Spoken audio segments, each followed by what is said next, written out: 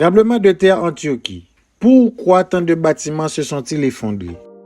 Au début du mois de février 2023, deux tremblements de terre majeurs de 7,8 et 7,5 sur l'échelle de magnitude ont rasé des bâtiments de toutes sortes et tué des milliers de personnes en Turquie et en Syrie. Mais le fait que même certains des immeubles les plus récents se sont effondrés a conduit à des questions urgentes sur les normes de sécurité des bâtiments. La chaîne de télévision anglaise BBC a étudié la question. En voici le rapport en 5 questions.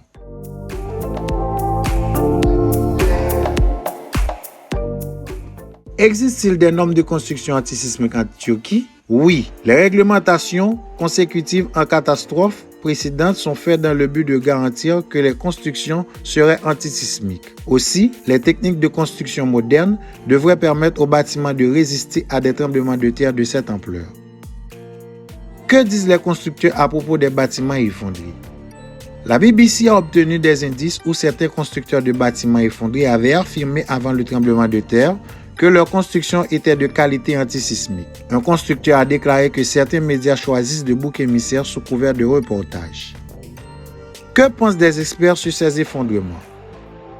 Bien que les tremblements de terre aient été puissants, des experts affirment que des bâtiments correctement construits auraient dû pouvoir rester debout. Le professeur David Alexander, expert en planification et gestion des urgences, a déclaré: l'intensité maximale de ce tremblement de terre était violente, mais pas nécessairement suffisante pour faire tomber des bâtiments bien construits. Dans la plupart des endroits, le niveau de secousse était inférieur à l'intensité maximale.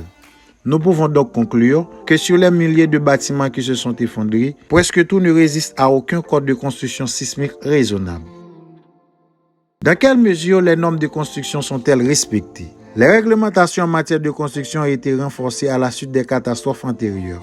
Mais les lois, y compris les dernières normes établies en 2018, ont été mal appliquées. Le professeur Alexander explique: en partie, le problème est qu'il y a très peu de rénovation des bâtiments existants. Mais il y a aussi très peu d'application des normes de construction sur les nouvelles constructions. Pourquoi l'application est-elle si faible? Le rapport a fait état d'amnistie de construction accordée périodiquement à certains constructeurs.